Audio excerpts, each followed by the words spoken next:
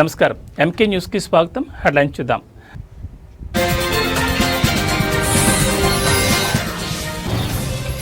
తెలంగాణ రాజకీయాల్లో కీలక పరిణామం. సిబిఐ చేతికి వామనరావు దంపతుల మర్డర్ కేసు.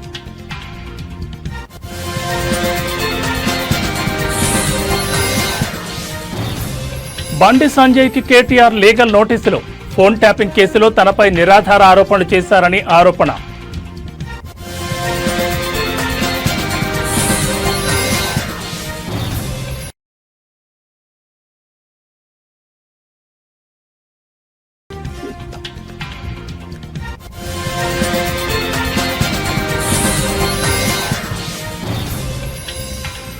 నేడు తెలంగాణకు భారీ వర్షం. పలు జిల్లాలకు యెల్లో అలర్ట్ జారీ.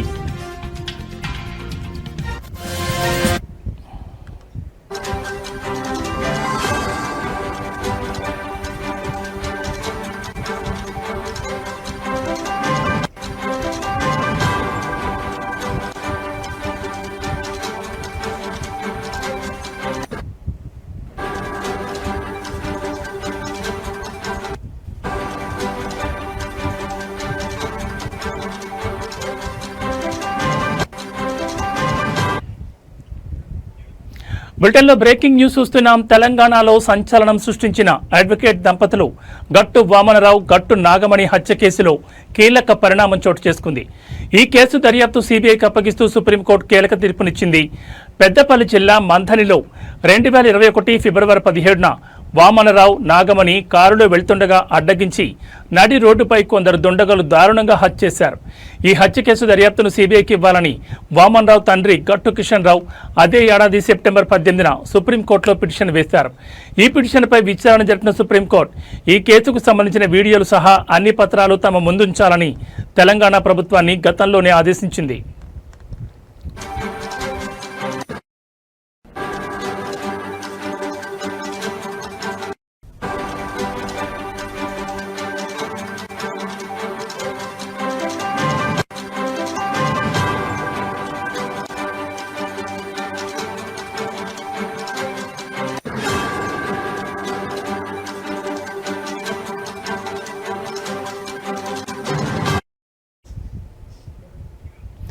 రికార్డులను పరిశీలించి సిబిఐ విచారణపై నిర్ణయం తీసుకుంటామని సుప్రీంకోర్టు స్పష్టం చేసింది.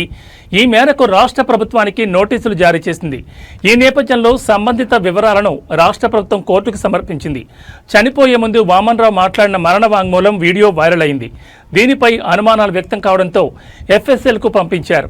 వామనరావు మరణ వాంగ్మూలం వీడియో అసలుదేనని ఎఫ్ఎస్ఎల్ నివేదిక తేల్చిందని, ఇందుకు సంబంధించిన నివేదికను సుప్రీంకోర్టుకు రాష్ట్ర ప్రభుత్వం వెల్లడించింది. ఈ కేసును సిబిఐ దర్యాప్తునికి ఇస్తే తమకేమీ అభ్యంతరం లేదని రాష్ట్ర ప్రభుత్వం స్పష్టం చేసింది. ఈ నేపథ్యంలో ఈ కేసు దర్యాప్తును సిబిఐకి బదిలీ చేస్తూ ఇవాళ సుప్రీంకోర్టు తీర్పునిచ్చింది. వామనరావు తండ్రి కిషన్ రావుకు భద్రత కల్పించాలని ఆదేశించింది.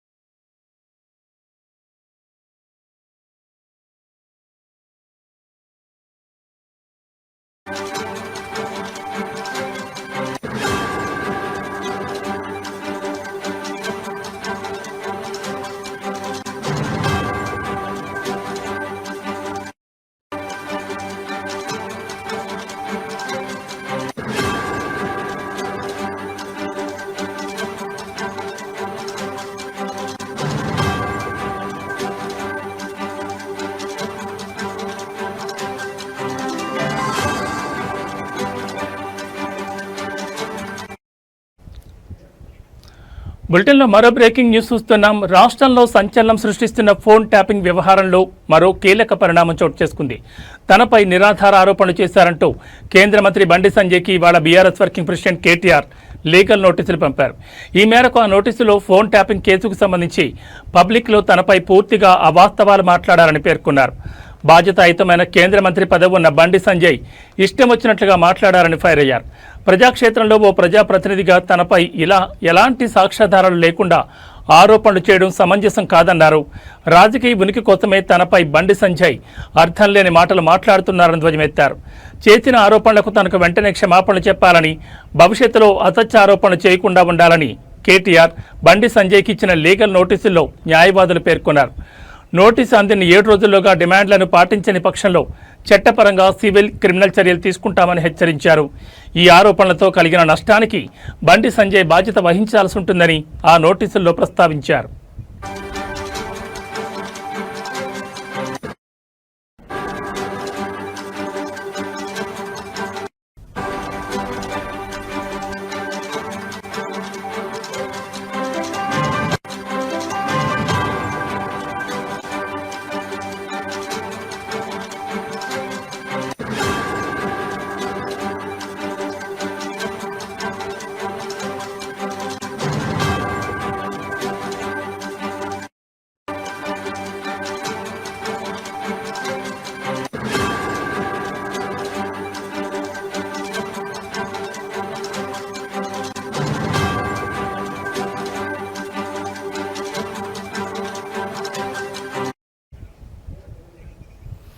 కాగా ఆగస్టు 8న దిల్కుషా గెస్ట్ హౌస్లో సిట్ విచారణకు హాజరై బయటకొచ్చిన బండి సంజయ్ మీడియాతో మాట్లాడుతూ ఫోన్ ట్యాపింగ్ వ్యవహారంలో బీఆర్ఎస్ వర్కింగ్ ప్రెసిడెంట్పై సంచలన ఆరోపణలు చేశారు. ఫోన్లు ట్యాప్ అయిన వారి జాబితాలో రేవంత్ రెడ్డితో పాటు హరీష్ రావు పేర్లు కూడా ఉన్నాయని తెలిపారు. బీఆర్ఎస్ పాలనలో తన ఫోన్ ఎక్కువగా కేటీఆర్ ట్యాప్ చేశారని ఆరోపించారు. సిట్ అధికారులు ట్యాపింగ్కి సంబంధించి చూపించిన వివరాలు చూసి తాను షాకు గురయ్యానని తెలిపారు. మావోయిస్టుల జాబితాలో మా పేర్లు పెట్టి ట్యాపింగ్కి పాల్పడ్డారని తెలిపారు. ఫోన్ ట్యాపింగ్ జరిగిందని తాను అప్పట్లోనే చెప్పానని అన్నారు. వావి వరసలు లేకుండా ఫోన్లు ట్యాప్ చేశారని మండిపడ్డారు. చివరికి తన ఇంట్లో సిబ్బంది ఫోన్లు కూడా ట్యాప్ చేయడం దారుణమని అన్నారు. కేసీఆర్ కూతురు కవిత ఫోన్లను కూడా విపరీతంగా ట్యాప్ చేయించారని పేర్కొన్నారు. ముఖ్యంగా బీజేపీ రాష్ట్ర అధ్యక్షుడిగా ఉన్న సమయంలో తన చుట్టూ కేటీఆర్ నిఘా పెట్టారని ఆరోపించారు. బీఆర్ఎస్ పాలనలో చివరికి సామాన్యులు కూడా ఫోన్లు మాట్లాడలేకపోయారని బండి సంజయ్ ధ్వజమెత్తారు.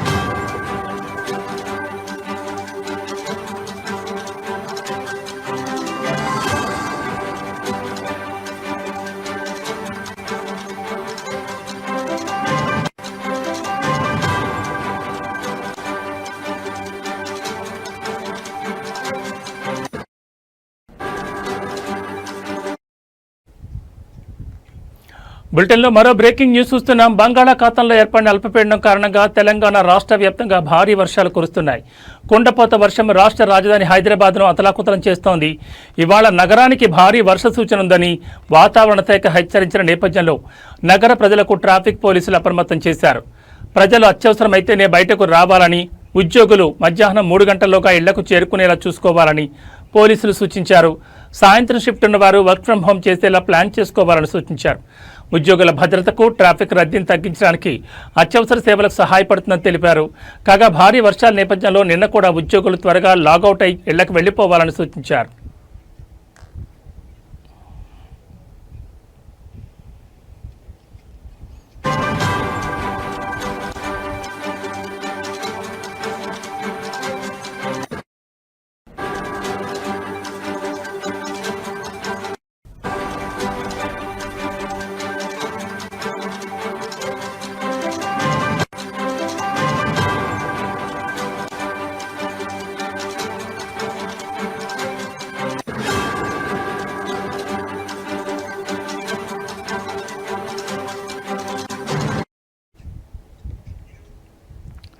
ఉమ్మడి ఆదిలాబాద్, ఖమ్మం, వరంగల్ సహా జగిత్యాల జిల్లాల్లో భారీ వర్షం కురిసే అవకాశం ఉందని పేర్కొంది.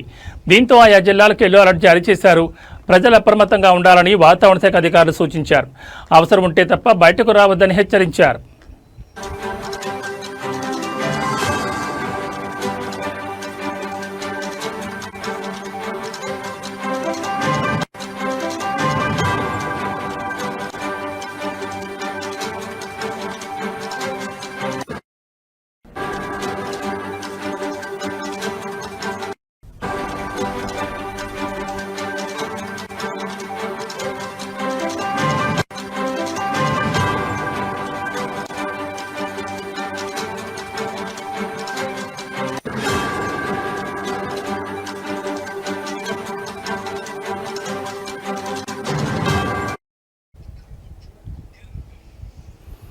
పశ్చిమ మధ్య బంగాళాఖాతంలో అల్పపీడనం ఏర్పడే అవకాశాలున్న నేపథ్యంలో బుధవారం నుంచి 4 రోజుల పాటు తెలంగాణలోని పలు జిల్లాల్లో భారీ వర్షాలు కురిసే అవకాశం ఉందని వాతావరణ శాఖ హెచ్చరించింది.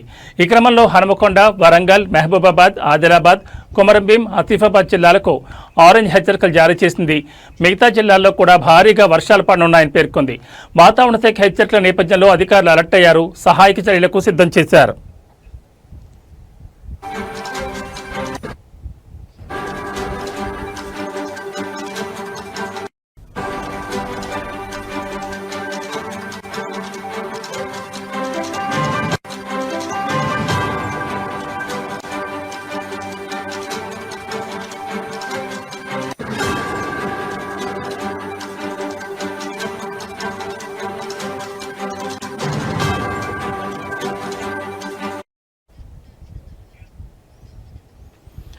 తెలంగాణలో గత 4-5 రోజులుగా కొండపోత వర్షాలు కురుస్తున్నాయి. ముఖ్యంగా దక్షిణ తెలంగాణ జిల్లాలో భారీగా వర్షాలు పడుతున్నాయి. దీంతో చాలా జిల్లాల్లో వాకులు, వంకలు పొంగి పొర్లుతున్నాయి. సోమవారం అత్యధికంగా నల్గొండ జిల్లా గుర్రంపోడు మండలంలో 6.6 సెంటీమీటర్ల వర్షం కురిసింది. సంగారెడ్డి, వికారాబాద్, కొమరంభీం, ఆసిఫాబాద్, మంచిర్యాల, జనగామ, వరంగల్, కరీంనగర్, నిర్మల్ జిల్లాల్లో పలుచోట్ల ఓ మోస్తరు వర్షాలు కురిశాయి.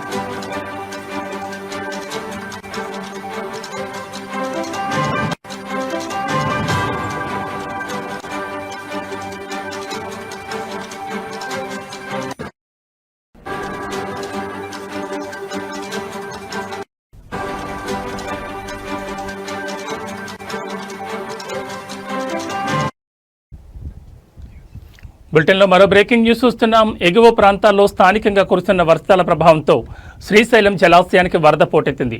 జూరాల, సుంకేశల ప్రాజెక్టుల నుంచి వరద క్రమంగా పెరుగుతుండటంతో ఇప్పటికే జలాశయం పూర్తిగా నిండిపోయింది. ప్రాజెక్టు పూర్తిస్థాయి నీటి మట్టం 885 అడుగులు కాగా ప్రస్తుతం 882.70 అడుగులకు చేరింది. దీంతో అధికారులు 4 స్పిల్వే గేట్లను ఎత్తి నాగార్జున సాగర్కు 1,08,076 క్యూసెక్కుల నీటిని విడుదల చేస్తున్నారు.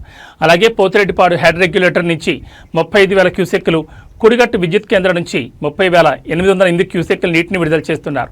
ఈ సీజన్లో 4 రోజుల వ్యవధిలో ప్రాజెక్టు నుంచి నీటిని విడుదల చేయడం ఇది 3వసారి. ప్రస్తుతం ప్రాజెక్టులోకి 2,02,456 క్యూసెక్కుల నీరు వచ్చి చేరుతున్నట్లు అధికారులు చెప్తున్నారు. మరోవైపు నాగార్జున సాగర్ కూడా వరద ప్రవాహం పెరుగుతుండటంతో 8 క్రస్ట్ గేట్లను ఎత్తి నీటిని దిగువకు విడుదల చేస్తున్నారు.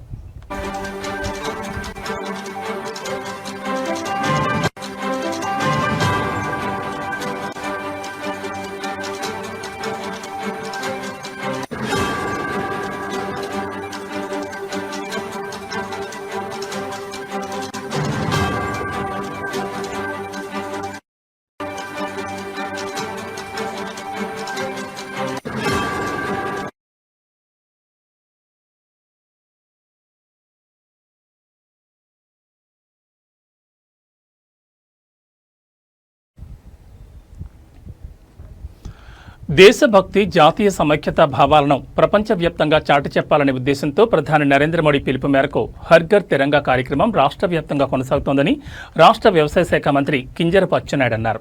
శ్రీకాకుళం జిల్లా సూర్యమహల్ జంక్షన్ నుంచి 7 రోడ్ల జంక్షన్ వరకు జరిగిన జాతీయ పతాక ర్యాలీని ఆయన ప్రారంభించారు. ఈ సందర్భంగా మంత్రి మాట్లాడుతూ స్వాతంత్ర్య దినోత్సవం నాడు జిల్లాలో ప్రతి ఇంటిపై మువ్వన్నెల జెండా ఎగురవేసి దేశ సమైక్యతను చాటాలని పిలుపునిచ్చారు.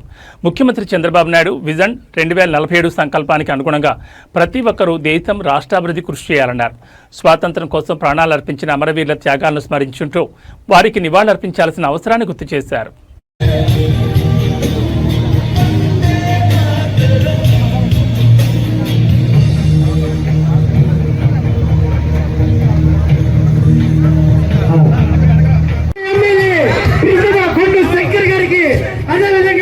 శ్రీకాకుళం కలెక్టర్ గారికి, అదేవిధంగా కమిషనర్ గారికి ఇంకొక 3 రోజుల్లో భారతదేశానికి స్వాతంత్రం వచ్చి 68 సంవత్సరాలు చేసుకుని 69వ సంవత్సరంలో అడుగు పెడుతున్నటువంటి సందర్భంలో అంతే కదా 78 సంవత్సరాలు పూర్తి చేసుకొని 79వ సంవత్సరంలో అడుగు పెడుతున్నటువంటి సందర్భంలో భారత ప్రభుత్వం ఇటు రాష్ట్ర ప్రభుత్వం కలిసి హర్ ఘర్ తిరంగా అనే పేరుతో ఈ 4 రోజులు దేశంలో ప్రతి ఒక్కరిని చైతన్యపరచాలి, ప్రతి ఒక్కరిలో దేశభక్తిని పెంపొందించాలని ప్రధానమైనటువంటి ఉద్దేశంతోనే ఈ కార్యక్రమాన్ని తీసుకున్న విషయం ప్రతి ఒక్కరికి తెలియజేస్తున్నారు. ప్రతి విషయానికి జాతి ఉంటుంది, మతం ఉంటుంది, కులం ఉంటుంది, ప్రాంతం ఉంటుంది. కానీ ఈ విషయంలో జాతి లేదు, మతం లేదు, కులం లేదు, ప్రాంతం లేదు.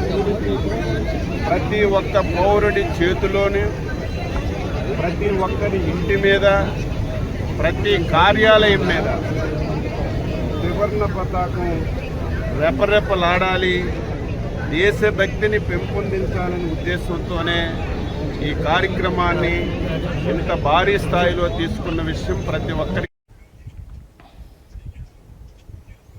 ఎస్సీ వర్గీకరణను శాంపిల్గా పంజాబ్, హర్యానాలో మొట్టమొదటిగా ఈ దేశంలో చేసింది కాంగ్రెస్ పార్టీ ప్రభుత్వమే. బీజం కాంగ్రెస్ పార్టీ వేస్తే దీన్ని దేశం మొత్తం చేశారు. మన మోడీ సాబ్ నిజానికి ఎస్సీ వర్గీకరణ వల్ల 100లో 4కే బెనిఫిట్ జరుగుతుందన్నారు మాల మహానాడు జాతీయ అధ్యక్షుడు ఆర్ఎస్ రత్నాకర్. ఈ 100లో 4కి ఇచ్చే ఈ ఫలాలను దేశవ్యాప్తంగా ఎస్సీ లిస్టులో ఉన్న 11,008 ఎస్సీ కులాలకు ఎలా పంచుతారని మోడీజీ అని ప్రశ్నించారు. విజయవాడ గాంధీనగర్ ప్రెస్ క్లబ్లో జరిగిన పాత్రికేయుల సమావేశంలో ఆయన మాట్లాడుతూ ఈ 4 సీట్లను తెలుగు రాష్ట్రాల్లో 59 ఎస్సీ కులాలకు చంద్రబాబు, రేవంత్ రెడ్డి ఎలా పంచుతారని డిమాండ్ చేశారు. ఇది దళితుల ఐక్యతపై కుట్ర కాదా అని ప్రశ్నించారు. చంద్రబాబు మాల సామాజిక వర్గంపై పగ తీర్చుకుంటే మాలల హోల్సేల్ మేనమామ జగన్ మాలలకు అన్యాయం జరుగుతున్న ముద్దులతో సరిపెట్టాడు తప్ప ఈనాటికి స్పందించలేదని ఎద్దేవా చేశారు. మీరందరూ కోఆపరేట్ చేయాలని చెప్పేసి మీకు అందరికీ విజ్ఞప్తి చేస్తూ ఉన్నాను. ఇంకొకటి ఏంటంటే, నేను because I'm at the ground level, మన గోదావరి జిల్లాలో ఉంటాను. I belong to Konaseema area. చాలా జిల్లాలు, ప్రతి గ్రామానికి కూడా తిరిగి వాళ్ళందరినీ అవేర్ చేసి దరిదాపుగా ఒక 10 లక్షల మందిని ఇంతవరకు అసలు ఎస్సీ వర్గీకరణ అంటే ఏంటి, రిజర్వేషన్ అంటే ఏంటి, అసలు హిస్టారికల్గా ఏం జరుగుతుంది, రాజకీయ పార్టీలు మన పట్ల ఎలా బిహేవ్ చేస్తూ ఉన్నాయి, ఏ కుట్ర చేస్తూ ఉన్నాయి అనేటటువంటి విషయాన్ని గత 9 నెలలుగా వారందరికీ కూడా గ్రౌండ్ లెవెల్లో వివరించి, మరి రాజధానిలో ఇటువంటి సంఘటన ఒకటి జరగబోతుంది, ఒక మహా సంగ్రామానికి డెమోక్రటిక్ వే ఆఫ్ ప్రొటెస్ట్ జరగబోతుందని చెప్పేసి తెలియజేయడం కోసమే ఎన్నో ప్రెస్ మీట్స్ కండక్ట్ చేసిన తర్వాత విజయవాడకి రావడం జరిగింది. మిత్రులారా, ఇక్కడి నుంచి నేను రెగ్యులర్గా వస్తాను. నేను I'm not a newcomer, రెగ్యులర్గా ఉన్నటువంటి వ్యక్తినే. మీరు కూడా నేను చాలాసార్లు వచ్చి ఇక్కడ ప్రెస్ మీట్ పెడతాం జరిగింది. అయితే ఈ ప్రెస్ మీట్ ఎంటైర్లీ డిఫరెంట్ కాబట్టి మిమ్మల్ని అందరినీ కూడా కోరుకునేది ఒకటే, దయచేసి కోఆపరేట్ చేయండి. Whatever we can do from our side. మీరు కూడా కోఆపరేట్ చేయండి.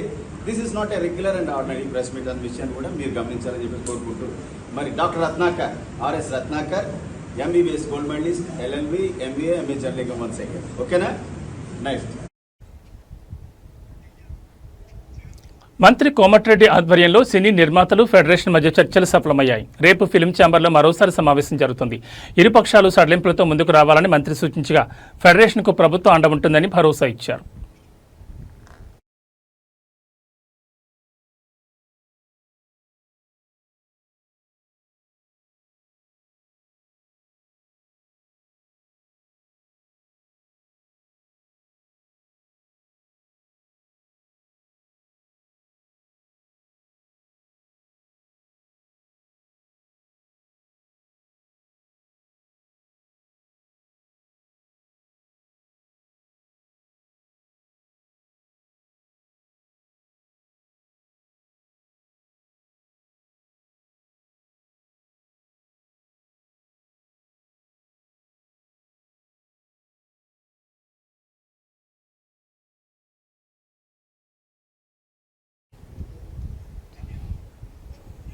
గత కొన్ని రోజులుగా హైదరాబాద్లో కురుస్తున్న వర్షాలకు మూసీ నదికి వరద పోటెత్తుతోంది. అదేవిధంగా ఎగువన భారీ వర్షాలతో హిమాయత్ సాగర్ భారీగా వరద వచ్చి చేరుతోంది. సాగర్ పూర్తిగా నిండడంతో జలమండలి అధికారులు 3 గేట్లెత్తి మూసీలోకి నీటిని విడుదల చేస్తున్నారు. ఈ నేపథ్యంలో మూసీ ఉధృతంగా ప్రవహిస్తోంది. ఈ క్రమంలో ముసారాంబాగ్ అంబర్పేట బ్రిడ్జిపై నుంచి వరద ప్రవహిస్తోంది. దీంతో అప్రమత్తమైన అధికారులు బ్రిడ్జిపై నుంచి వాహనాలు రాకపోకలు నిలిపివేస్తారు. వంతెనకి ఇరువైపులా భారీ గేట్లు ఏర్పాటు చేశారు. వాహనదారులు ప్రత్యామ్నాయ మార్గాలు చూసుకోవాలని సూచించారు.